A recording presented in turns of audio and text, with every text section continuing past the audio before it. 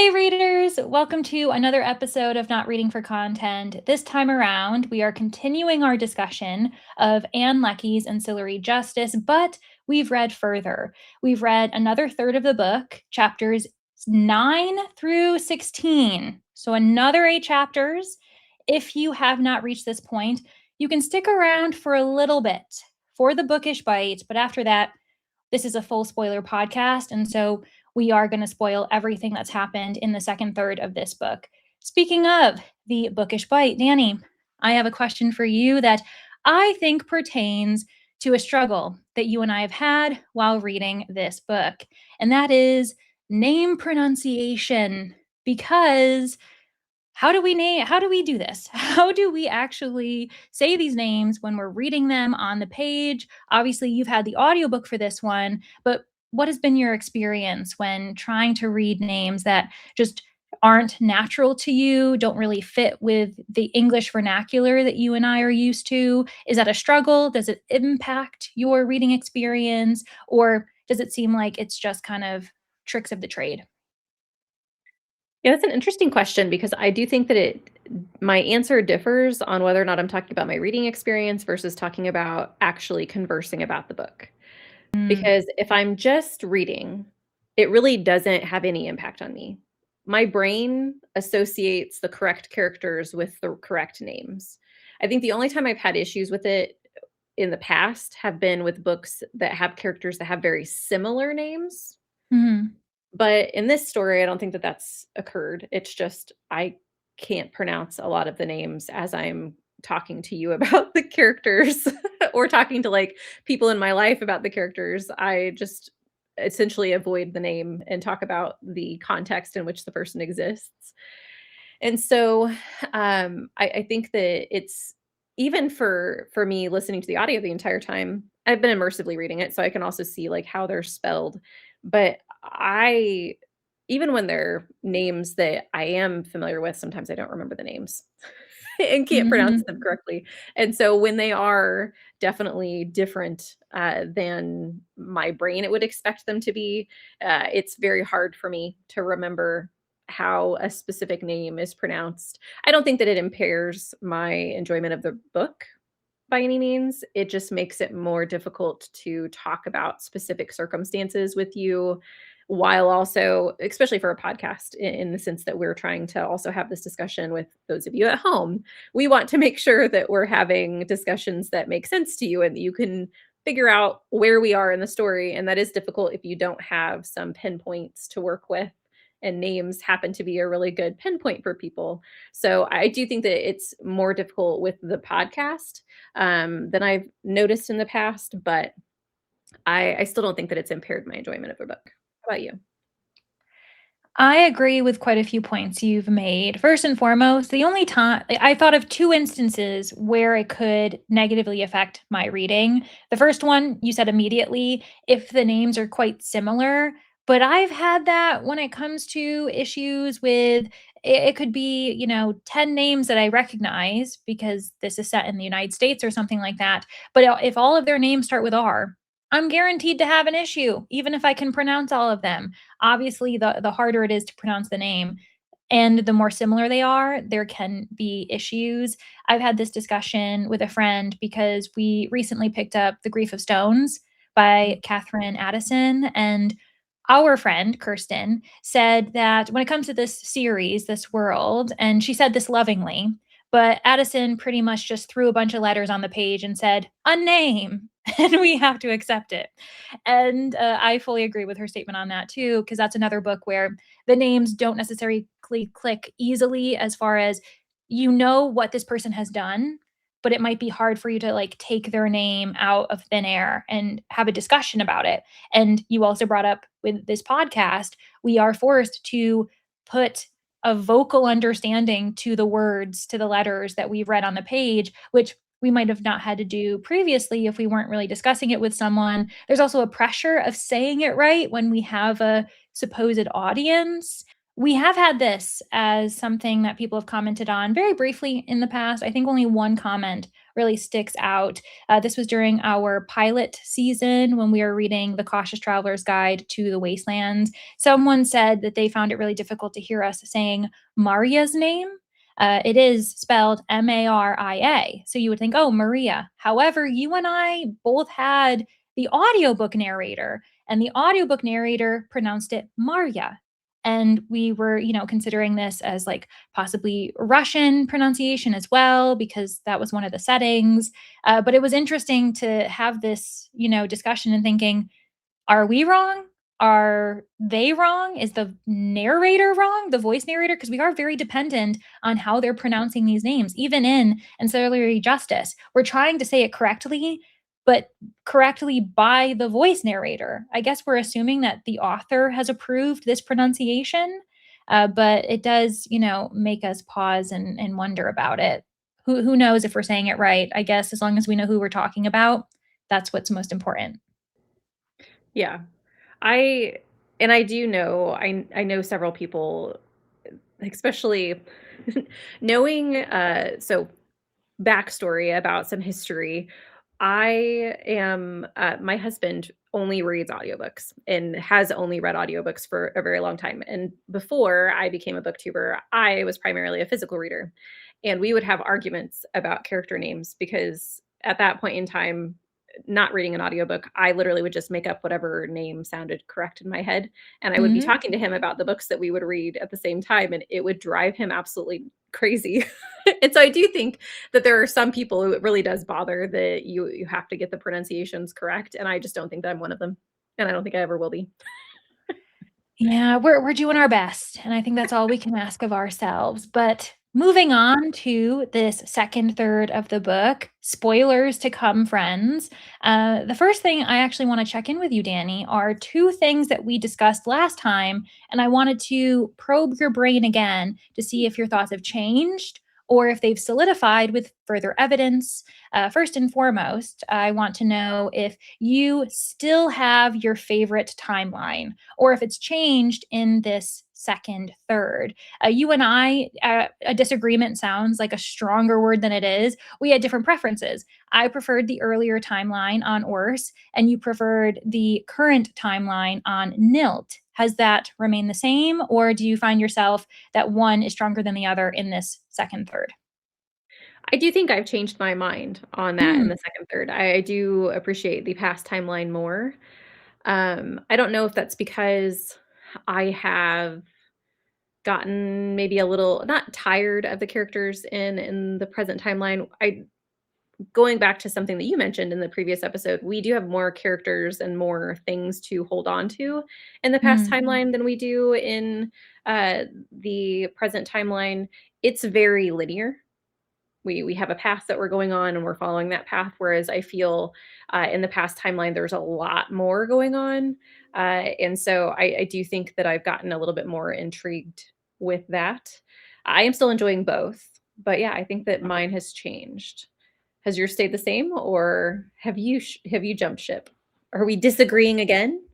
Wouldn't it be funny if our perspectives changed? No, actually, I agree with you.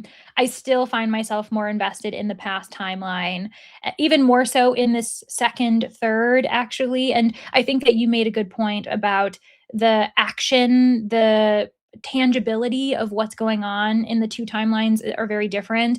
And just even if it's not movement, physical movement, it's also like progress in the narrative plot line of what's going on in each timeline. I felt as though we made progress in the past timeline more than we did in the, other current timeline. I Yeah. suppose that we're seeing progress in Syverden in the Yeah, second for sure. third, and maybe that was the idea is that the current timeline, the biggest obstacle for Breck is whatever they're doing with Syverden. Obviously, the goal is to have this gun of Garcid and eventually kill one or a few of the Lords of Ratch, whatever they can actually do before they're terminated. But at the moment, there's not much mobility. because they still haven't left this planet. That was the intention, but certain things went awry.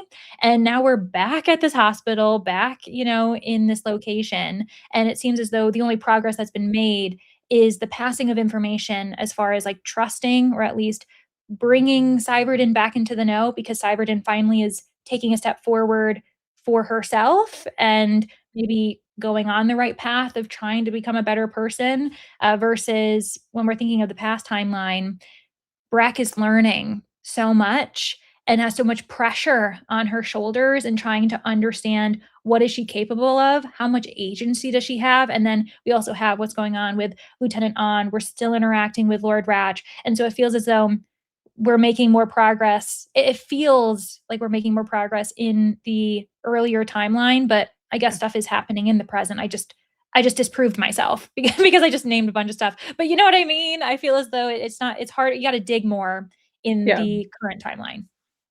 Yeah, and I think that might be one of my reasons for flip-flopping on which one I enjoy more in this second Mhm. third, because Cyberden is probably my least favorite character, Sure. in the story, and so the fact that we were focused on a lot of the progress within their past and their, like, their family house, and then their issue with, I don't remember the drug's name, Kef, is that right? Yes, Kef.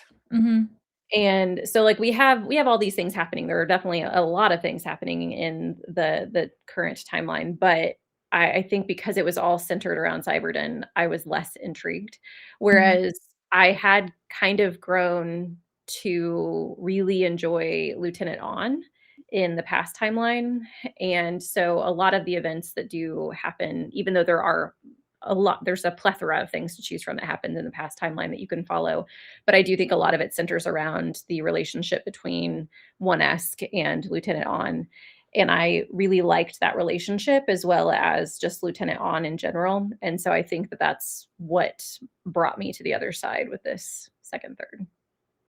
Yeah, and we find this happens in narratives where, maybe the first third, that doesn't change the fact that you were more invested in the current timeline Right. then. It's just the second third has a different we'll call winner, I suppose, and we'll definitely see what happens in the final third of this book because obviously, uh, One-esque is in a very different position, and Lieutenant An is no more, which I am so upset about. I am really, really frustrated, but I also understand why that happened. I Mhm. feel as though I have to juggle these two things. One, I understand where the narrative was going. We expected it.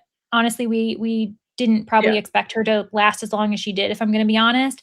But Mhm. I'm also still so, so upset with Ann Leckie for doing what she did. How dare you, Anne, if you ever listen to this podcast, which you won't, but I'm still calling you out. But before we get into that, and I want to hear your thoughts about Lieutenant An's death and the events leading up to it and everything we learned. A second follow up question I have for you is that in the first episode, during our discussion of the first third of this book, we found ourselves questioning why so many characters are women in this book. My thought, it ended up stemming from the fact that Cyberden has sometimes been addressed as he and sometimes addressed as she, and we know that Cyberden is male. And what are we taking from that? You initially said that you thought that it is linked to Breck slash One-esque still kind of struggling with human anatomy, the complexity surrounding gender, especially as we, juggle various cultures, various languages, which is 100% a valid interpretation. Meanwhile, I just found myself assuming that Cyberden was a trans character, and Strigan's culture slash language didn't really accommodate for that, Mhm. and didn't really recognize it. And I also have to say that I am pretty sure we had this conversation off podcast, off air, which is kind of frustrating. We should have carried on.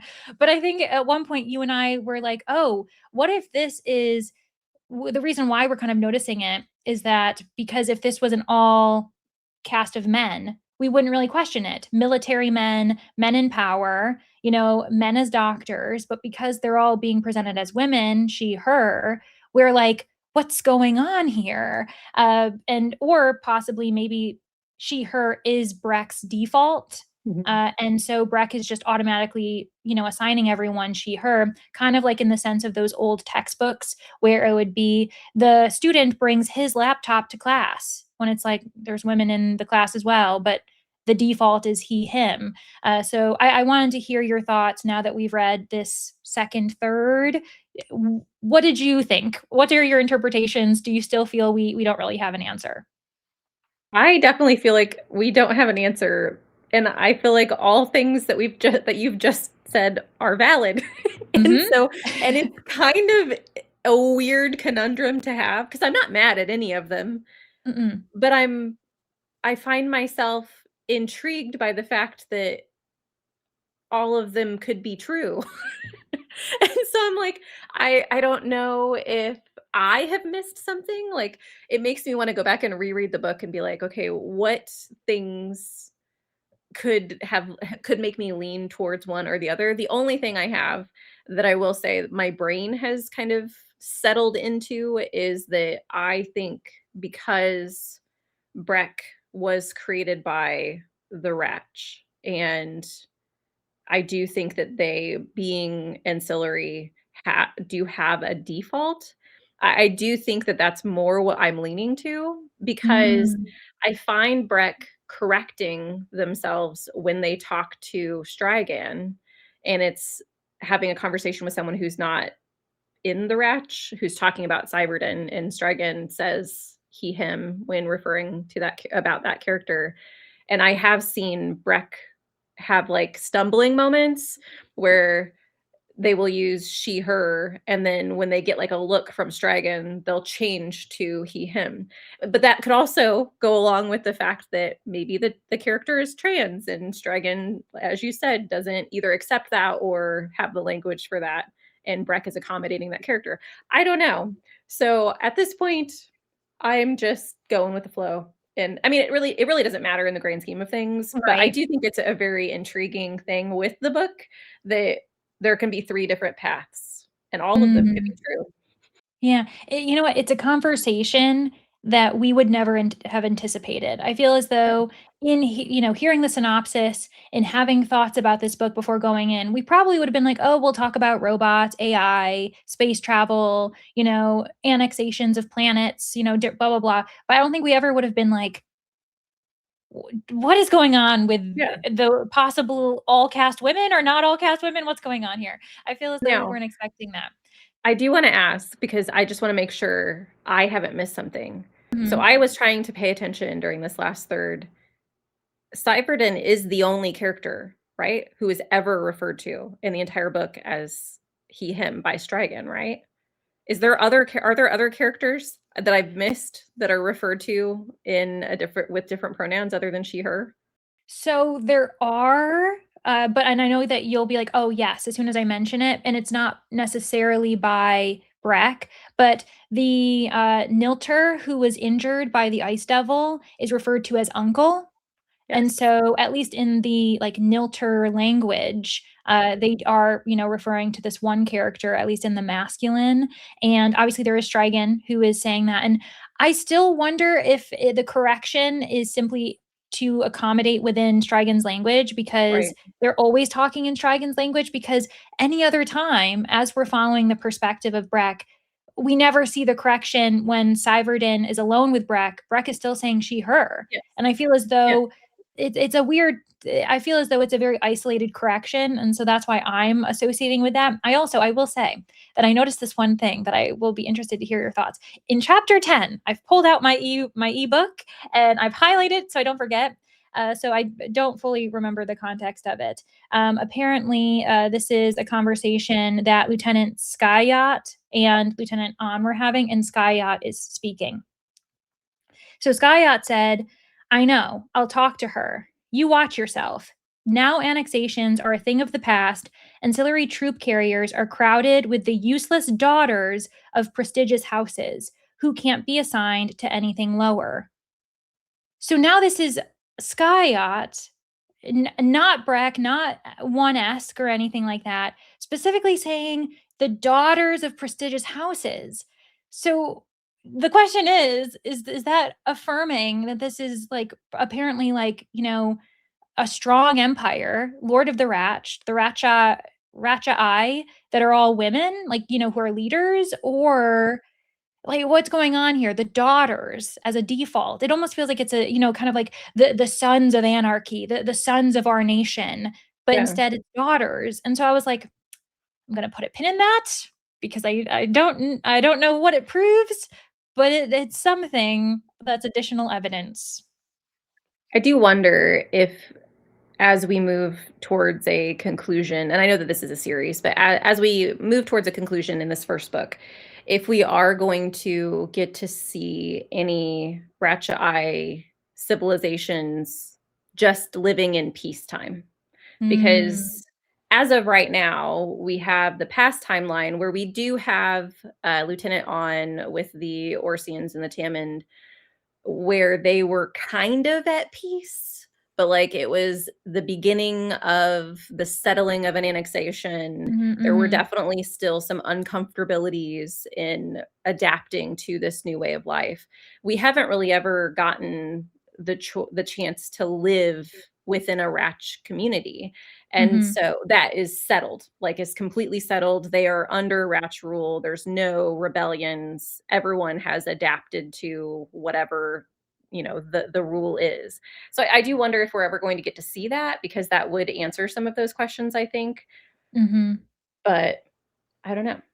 Yeah, well, especially because there was, this is gonna lead us into, I think, a major character that we definitely have to talk about in this section, and that is Enander Yeah, Mianai, I however you say Mianai, the Lord of the Ratch. We definitely have to talk about this person. But I think that this was in one of their kind of monologues when they were discussing annexation and the purpose of it. At the center, at the nucleus of what we can kind of call a cell of a civilization is, Ratch. It's the origin. And then almost to protect itself, it started to create rings, almost like Saturn's rings of protection, saying, okay, well, now we have a bunch of civilizations surrounding us as our first defense.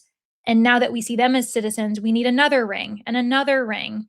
And it seems as though at the moment, because annexations are stopping, this is the furthest ring that it will be. So Ors won't ever be within another ring, which adds a certain, interesting element to this society. But you're right. I feel as though the ring just inside Ors, and other planets, I suppose they must supposedly be the newest forms of full civilization, because they do feel, and probably with enough generations, they feel Ratch to an extent at least. yeah. So yeah, that was kind of an interesting description. When the Lord of Rash was describing that, I thought, wow, that actually does make sense as far as having the ability to do that and kind of having all of your borders protected by those you've already conquered. Yeah, it's a really interesting way of creating an infallible system, even though we know now that it's not infallible, Mhm. which is very interesting to see their thought process of, like, how things should be, but then also now, just, I know, spoilers alert, which I know that you're probably not still Yeah. here if you haven't read this, but we now know that they're within the Lord of the Ratch, which we know has multiple bodies, has thousands of different bodies that they are in. They are fighting against themselves. They have a Mhm. sect of themselves that is the reason behind the lack or loss of new annexations and the drive to continue to push the Ratch out. And ancillary, like, one of them really wants ancillaries to be made. The other is more about human troops. And I mean, that was very intriguing and also a little mind bending. Talk about, like, I had to reread that chapter, or that at least Mm. sections of that chapter, numerous times, because my brain couldn't quite wrap my head around what I was being told. We end up learning that from One Esk, who is also one bar at the moment, because we're on the Right. Justice of Torrent, Mhm. and we have Lieutenant On, who's been brought back into the ship, has been ripped away from the Ors community, and does not realize that the Lord of the Ratch has come onto the Justice of Torin and is staying on a different level of the Justice of Torin. And it's very trippy because Justice of Torin is already trippy because it is the ship and a whole bunch of ancillaries on a whole bunch of different rings of like levels of the ship, and they're all doing different things, which I do think was told very interesting. It was written very interestingly in this book. But we have this moment where one Var is talking to the Lord of the Ratch, and the Lord of the Ratch is asking them questions, and they realize that they don't necessarily have to tell the truth. And they're like, Mhm. that's interesting that I already have the ability not to do this. And they're like, you're two different people. And I was like, what? What is Oh happening my right now? gosh. So I like reread that little section of conversation, the interview, I guess, between Mhm. Ratch and one Var numerous times to try and really wrap my brain around what was happening because of the fact that it was being described to us as something that's not human about something that is also not human. And so I do think that it was very much kind of an out of body experience for my brain a little bit. Mhm. What about you? I loved it. I have to say that that's probably been my favorite chapter, and, what I love about it is there were little breadcrumbs almost kind of preparing us for this moment in different ways. So, remember in, like, the first section, the first time we realized that the various ancillaries, we were kinda jumping from their eyes, like, "Oh, I am in the square. I'm also talking to Lieutenant An. I'm also talking to these 2 young Orcs children as they sing me a song." And so I found that very interesting, like, okay, this is a test run of us following this, and we got it periodically. And then we also got the test run of when the ancillaries all became their own person for a brief chaotic second, because they were no longer linked. They lost the sight of each other. And I love that we had those almost like, I guess, dress rehearsals for this big moment. And yeah, Ann Leckie was definitely kind of testing our ability to process all of this, and I loved it so much because let's just kind of consider the number of conversations that were going on. So, firstly, we have the Lord of the Ratch talking to one Var, while also one Esk was anticipating, slash, the Torrent of Justice was anticipating what the Lord of the Ratch was saying because they're like, oh, we've had this conversation before. And then things started to not align anymore. So you realize, oh, deja vu conversation, because that was a past conversation that this Lord of the Ratch doesn't know happened. And then we're also getting the conversations with Dariat, the other lieutenant who was asking one Esk to do something for the ship, and the ship had to say, no, I'm not able to do this. We also had another version talking to the captain, trying to tell the captain, you have to sedate me. And there's all of these things going on while Lieutenant An is walking her way to, discover that Lord of the Ratch was on the ship, and they're having conversations while the other ancillaries are trying to engage with lieutenants who have no idea what's going on. And I loved the chaos of it. It was like the most complex puzzle piece. You know what it is? I feel as though it was a Rubik's cube but in a book, because you're Yes. trying to like match the colors and follow, like anticipate what the other side is doing as you're following the colors here. And I love that. I especially loved the parallel conversations from the past Lord of the Ratch and the Mhm. current one, because you can also see where their minds diverge. This idea of, I think it was very specific where the past conversation was, have you, like, do you recognize that you can be different selves? And the other one said, do you recognize that one can defect from you and become your enemy? And it's kind of like, oh, that just immediately shows the different factions' perspectives on what's happened. One valuing it, or at least finding it a curiosity, the other one saying, this is a conspiracy. I am being acted against. Anyone who doesn't think like me is my enemy. And it was wild. I Yeah. loved it. I really, really enjoyed the chaos of it all. It was very, very fun. Which is very interesting to the pairing, which I mean makes sense, but the pairing of those two perspectives with the type of civilization they've chosen, with Mhm. one of them leaning more towards wanting ancillaries to rule over because they are forced in a way to follow a certain law and um, do everything quote unquote by the book. And then the other is choosing human components, which are definitely going to have more variables and more autonomy in a way. So Mhm. I did like that. And that's honestly the part that I had to read multiple times to understand, because the first time I read it as in there were multiple Lord of the Ratches on the ship at that time, but they didn't know that they were both on the ship at the same time. And I was like, Oh, okay, I'm yeah, very that would be confused. confusing. Yeah, yeah, I'm like, for I don't sure. know what's happening. And so when I reread, I was like, okay, that makes more sense. But for whatever reason, my brain, whenever you see the Lord of the Ratch getting off the ship and coming into the one bar, I read it as multiple Lord of the Ratches sitting with each other. You're right. No, there were. There was, like, 3 Lord of the Rat so I think there were 3 that did come onto the ship, Okay. but they all are the same Okay. Lord of the That's the part I Ratch. didn't that's the part I Yes. didn't understand. Mhm. I thought one of them had broken off and had Okay, this sure. conversation with, one VAR, and the other 2 are sitting in the room having the Mhm. other conversation at the same time, and I was like, "I'm confused. Are you How? traveling with your enemy?" Like, Yeah, how do no. you not know the person standing next to you is having a separate conversation with the ancillary in front of you? So that's Mhm. that I had to kind of piece together as I was rereading. But I do think it's a really interesting Rubik's Cube was a Sure. perfect way of describing it that Ann Leckie put together, because it is very complex, and it was For fun. It was sure. a fun reveal for sure. Definitely not something I expected. Did you expect there to be did you expect the Lord of the Ratch to be combating against themselves? Or did you expect it to be like a rebellion of sorts?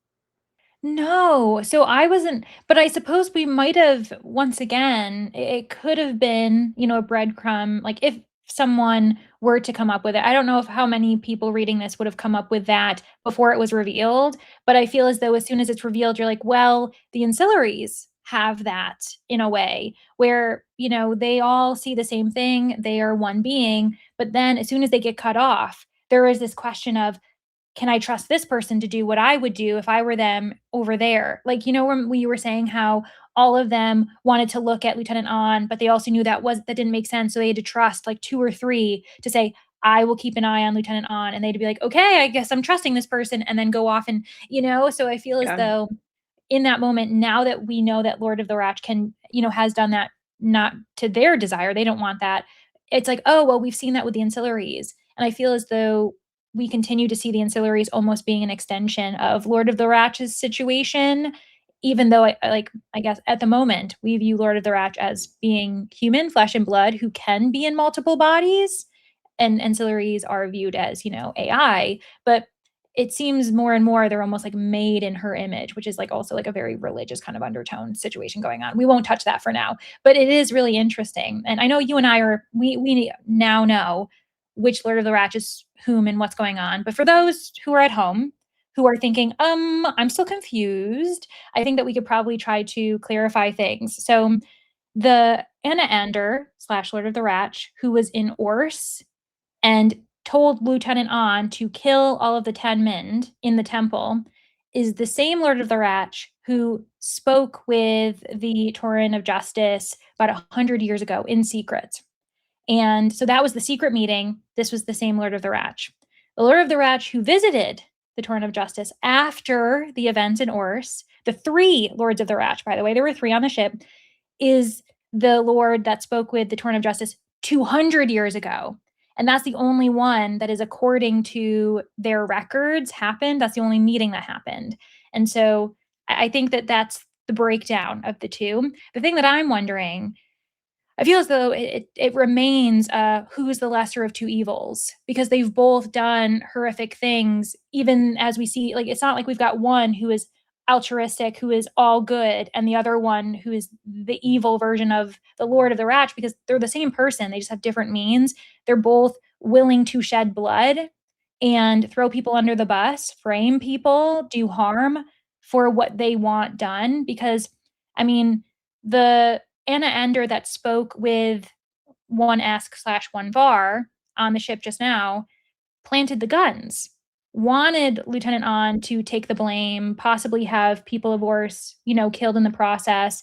The other Lord of the Ratch, who was on the planet, had over 80 people of the 10 men killed. So, you know what I mean? I feel as though neither one really seems to be a good lord at the moment. Yeah. I think that that's probably where we're headed in the sense of Yeah, it's probably the point. They're all corrupt. Great. wah, wah. But I do think that it's an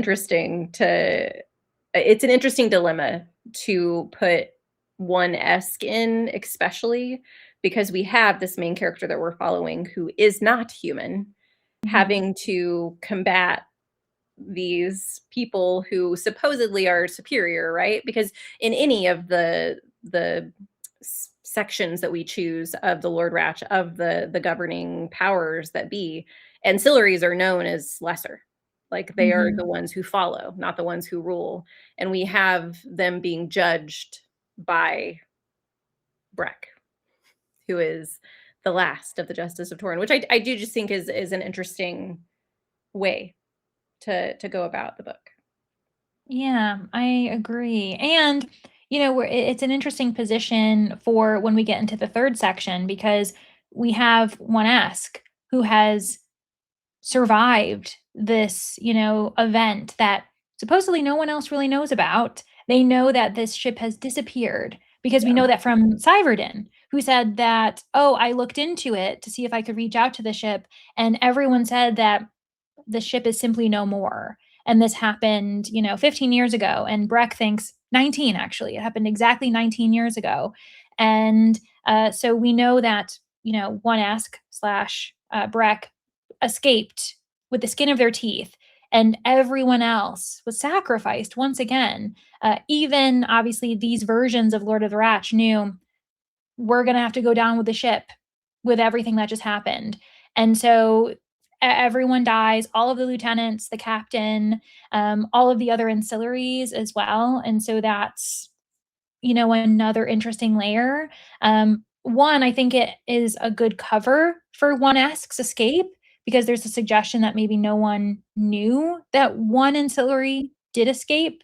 But I suppose there's a question of did the Lord of the Ratch pass on any information? But because they initiated that device that cut all communication off, supposedly that meant that they couldn't track One Esk either. So are we assuming that they don't know that this ancillary still lives and now is on a mission to kill them? Or are we assuming that there's some way that they would have been discovered and they're, currently not being hunted, but the Lord of the Ratch knows that they're coming, maybe, or something like that? Yeah, I don't know if they, because that's an interesting point with the device that kind of shattered the Justice of Torrin into all of their differing parts. If you would be able to track an individual Mhm. being. I, questioned, and I think it just tells you a little bit more about the Lord of the Ratch. I questioned why, if the decision was to, destroy everything, go down with the ship, so to say, why not do that before even killing Lieutenant On?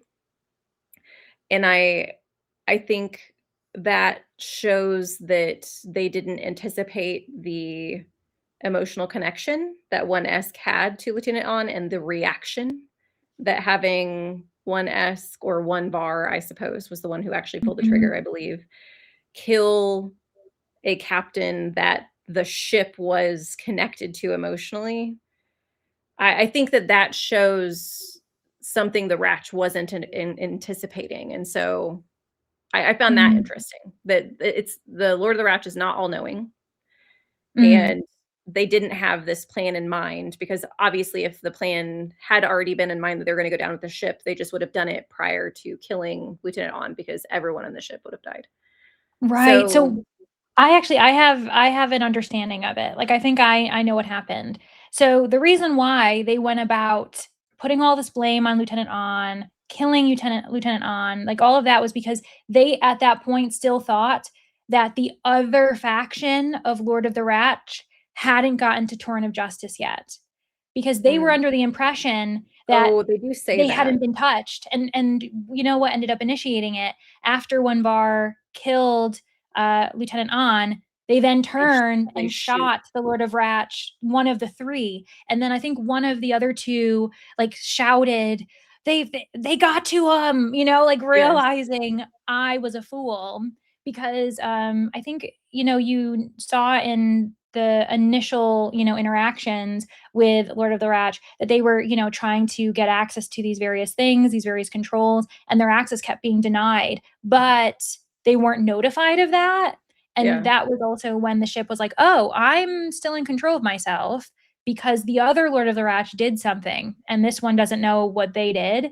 And so then I think that there must have been some type of like maybe delayed control command by the other Lord of the Ratch to turn and like, you know, kill this one or something like that. And that's when they realized, okay, this is compromised. Like the entire ship must go because the other, you know, lord has already infected it.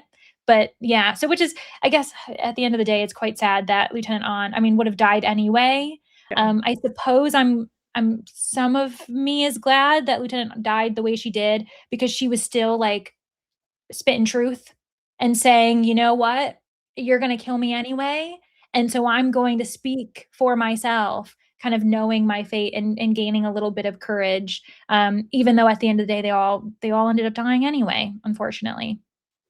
I did really enjoy the not enjoy is not the right word. I did not like Listen, I know what you mean. Horrific things have happened. yes. We appreciated the inclusion of this important event. Maybe that's what you're trying to say? Yes. Yeah, I didn't enjoy the demise of Lieutenant Right. On, but the conversation leading up to it and the fact that Mhm. up until the end, she was asking the Lord of the Ratch, like, "Take me in for questioning, like, question me if you Mhm. are thinking that I am against you, please question me." And, the Lord of the Ratch was trying to get to, Lieutenant Sky Ayet, sorry if Mhm. I'm mispronouncing that, and because of that, she actually the Lord of the Ratch was asking Lieutenant On to be a spy for her and try and prove or get proof that the Skyette family Mhm. was part of this conspiracy against the Lord of the Ratch. And she refused. She was like, Mhm. you could tell in that moment they were like, I'm not going to refuse a direct order. Cause I think there was even a point in time where she was like, "Are you ordering this of me?" And the Lord of the Ratch is like, "That's not the point. I want you Mm. to decide to do this because you're choosing my side." And she's Mhm. like, "No, I want you to question me. And if you have questions about Skyayat, you need to question her." And it was going back to her almost trusting into this government entity because there was protections in place for people who were questioned because they could name an observer. I don't remember what they called them, but they had 2 Right. people who would observe the interrogation and they got to choose one of them. And so she was trying to protect her friend and not, shoot her friend in the foot either, because I think that there was probably some not necessarily suspicion that her friend was a ne'er-do-well or whatever, because Lieutenant On was following orders, but I do think Lieutenant On had some independence and belief that didn't follow what, Mhm. was the norm. Um, she was very much like the spirit of the law, I think, and, not the letter of the law. But I don't know. I really liked those moments leading up to it, and you could tell how good of a person that she was, which that's why, like, her having to die and being the catalyst for this was very sad, but it does make sense, especially Mhm. with all of the lead up and the build up between Lieutenant On and One Esk's relationship. I don't know. Sad Yeah. end. Yeah, I agree. You know, it's sad to have to say this, but I fully agree with you in that at the end of the day, Lieutenant An is a worthy person for Breck's current mission.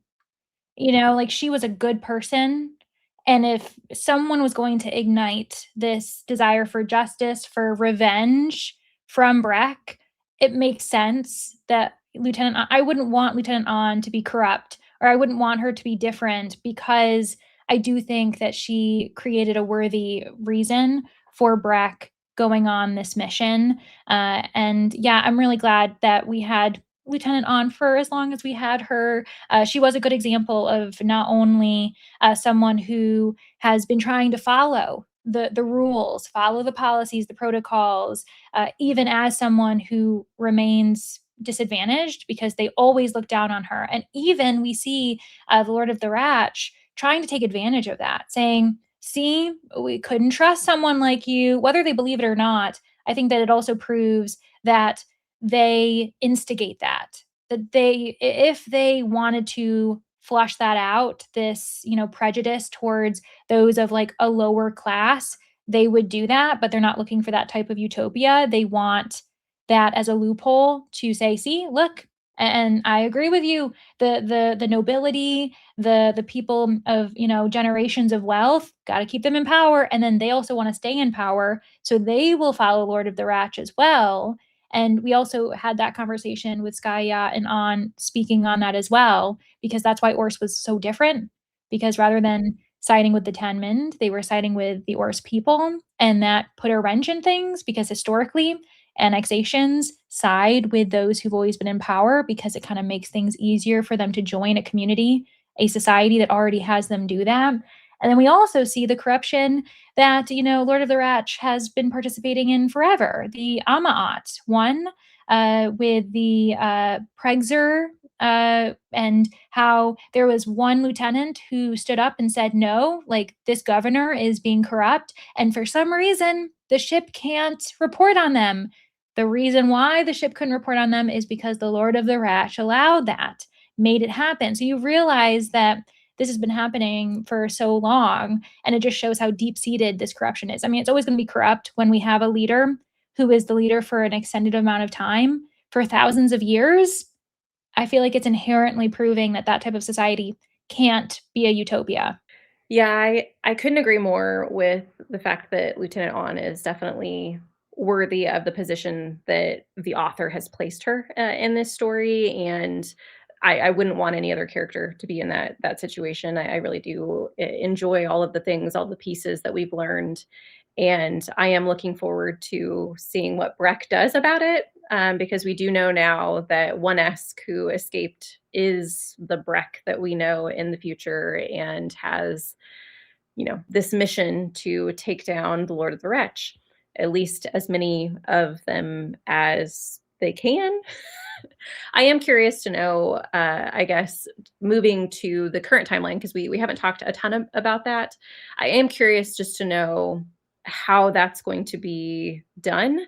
How much is one ancillary really going to be able to accomplish in this massive world? And also the characters that we have in play with Breck as well. So now we have Cyberden, who is a member of this past utopia, and we what's the connection there? Why? Because we did Mhm. ask that in the first episode. Why is Cyberden here? Like, is it a trick by the Lord of the Ratch? Which I don't believe that to be the case now that we have kind of these discussions going on with Cyberden. But then what's the goal? What's the purpose of that character within this narrative? How are they going to help Breck? Because I do believe, because of the fact that Breck has shown them by sacrificing for Cyberden in numerous ways, but mainly in the end by essentially brutalizing themselves to try and Mhm. save Cyberden. Cyberden's like, "You saved my life. I'm sticking with you." And so I do think that they will be with Breck until the end, but I don't know how that's going to help. How can one human and one ancillary take down an entire empire of people? Right. And we only have so much of this book to go. So it's also a question of, what are we doing for this final third? Like, how is this book going to end for this timeline, this current timeline? Because, I mean, I'm assuming, I don't even think, is it possible for us to interact with a current Lord of the Ratch in this final third? Does that even make sense? Or is that going to happen in another book?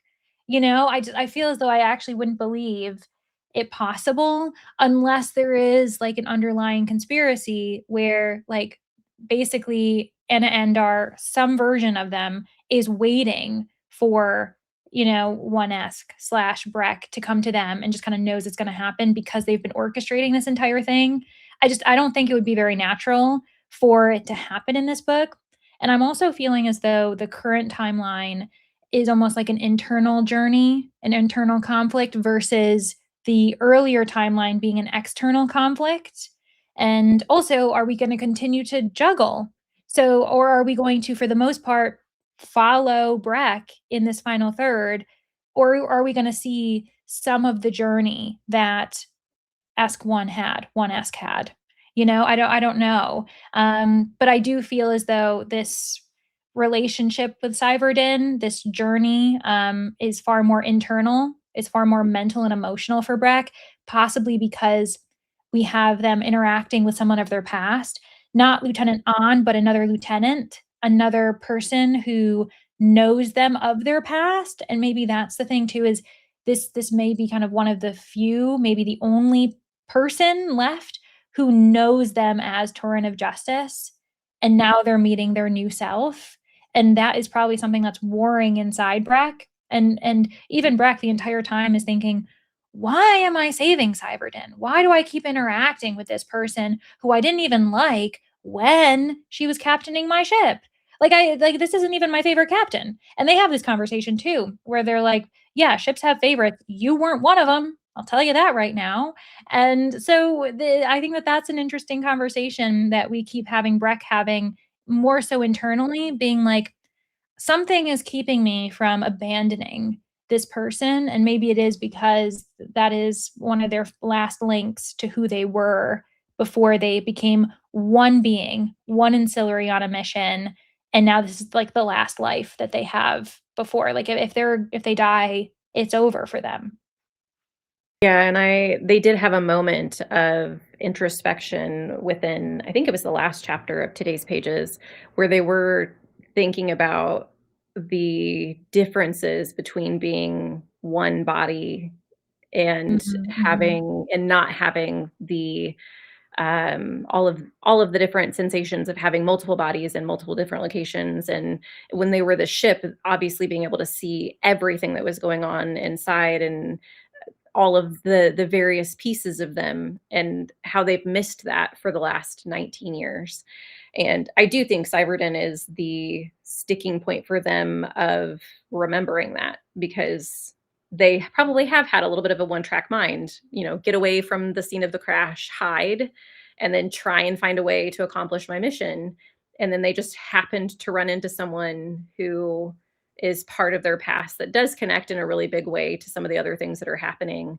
But yeah, that little tickling in their memory of like, what am I doing? Like, why am I hanging out with this person I hate and doing everything I can to save this person that I've never enjoyed? I do like that, and I do think that it shows Breck's journey in being a human for 19 years, having to live as a human for 19 years and having a different perspective. And I know that the 19 years is not anything in regard to the thousands of years that they lived Right. with all of these different sensations and the ancillaries, but I do think that it's important that they have lived as a human for a substantial amount of time in a human life. Mhm. Well, you know what? As soon as you were discussing that, mentioning, oh, well, 19 years in comparison to thousands of years as a ship, it is a significant difference, though. I feel as though 19 years in human years, right? In our one life, that is a significant amount of time. And that is one more thing that Breck now has to wrap their head around, realizing that time is ephemeral for me now. Before, as a ship, probably never even really crossed their minds, this idea of time and what it means. This idea of, oh, I've got this crew. I've got, these soldiers with me. In another 1,000 years, it'll be a different planet, different group of humans. And so I do think that they probably have a different relationship with time now because they are even more human. Like, I think they understand humanity far more now in their 19 years than they did when they were living thousands of years, because it is significantly different. Yeah. Well, and they did have a moment when they were a ship. You just reminded me. They had a moment when they Hmm. were Justice of Torrin where they were talking about being put out in the galaxy, to die, essentially, all of their ancillaries taken away and put out for decommissioning. I can't remember when that discussion was had, but obviously, yeah, at that time, time still didn't really mean much. They could just sit there in the middle of the Mhm. galaxy and rot away, but not like they would still be there. Right. Whereas Yeah. now, they don't have any of the connection that they used to have. They have this one lone body. It's very interesting, the difference between the versions of Breck that we've known. Indeed, but, the one I'll do one more love note, and then we can kind of close our conversation for now. Uh, Now that I have the audiobook, I am thoroughly enjoying the singing that is added to the lines of music that we get within the book, because obviously, when I just had the ebook, I was reading it almost more like poetry, and I understood the significance of the words, but I really appreciate that the voice narrator has gone above and beyond because she doesn't have to do this. She sings a melody that is sometimes quite haunting. It's really beautiful, and they do sound like proper songs. And I feel like that's added a really interesting texture to my reading experience now that I'm immersively reading this alongside you. And I also love that we had it in both timelines. Like, I continue to Yes. enjoy that that remains the through line, that even though we've just listed a bunch of reasons why Breck is not the same as Torrent of Justice, they are not the same being anymore, but I love that the music is that through line and we get it in both. Yeah, I agree. That is one of the things I really, really do love about it. And I do think even in this second third, there have been several songs that I think were very meaningful. There was one particular about death that the Mm, Ratch was coming down on an annexation planet, and the people were fighting back. And instead of giving up, they like hauled the or barricaded themselves off in a cave and essentially sang right. this song about death will come to us and we're okay because we're ready for it, essentially. And that, along with the haunting tone that was filled, Mhm, I feel like it makes the world seem more real and more scary and eerie and mhm. heartbreaking to those people in that moment. Heartbreaking indeed, and the fact that I guess what's interesting too is those people are probably not very much remembered anymore, and yet they're remembered in song thanks to, Justice of Torrin, Torrent of Justice, however their name is, thanks to Breck in music. This idea that that is a tradition that most cultures have in some form, and so it can be carried on even when other histories are lost in some way. We are able to keep them, and they do have moments, usually very emotionally charged moments connected to music. Even we what was the moment? I think it was actually when one Esk was escaping. They were very much emotionally charged. They were sobbing in probably one of the first moments of like deep emotion that they'd ever had singularly outside of being the ship, and it was mourning what they had to do to Lieutenant Ahn, and they tried to calm themselves down by singing, but the first song that they were going to sing was the song about the fish that they gained from the Orsian children, and that's a song connected to Lieutenant Ahn inherently, and they had to stop themselves and sing a completely different song to, help them calm down because it would, bring them down that, whirlpool of emotion. And so I found that a very moving moment as well when, one Ask was realizing what they had done, what they're now doing, how terrifying all of this is. They found music as comfort, but also, depending on the song, it could be just as torturous. They just have to choose the right song to guide them. Yeah, and I think that to go back to the connection with humanity as well, that moment, and I mean, throughout the entire story, we've seen Breck be, or One Esk be a little different than other ancillaries, and people have commented on it, how this obsession with songs is odd, But in that moment, you really see the human connection behind it because we know like history has been told, prior to written history, history has been told through song and through storytelling, which songs are storytelling through Mhm. music and lyrically. And so I think that connection also kind of sparks her humanity as well, on top of Mhm. everything else, which is just lovely when you think about it. Yes, I just honestly, what a well done book. I know we're not done with I it yet, agree. but I feel as though it's given us the opportunity to have a really rich discussion last week, but also this week. And I'm really excited to see what happens in this final third. Where are we going to be going with Breck? Are we going to be seeing any more of One Esk, or does it seem like we are dependent on Breck to close out this final third? We'll find out next week, friends. Be sure to grab your books, starting off on chapter 17 and simply finishing the book. We look forward to our discussion. And in the meantime, happy reading, everybody. Bye.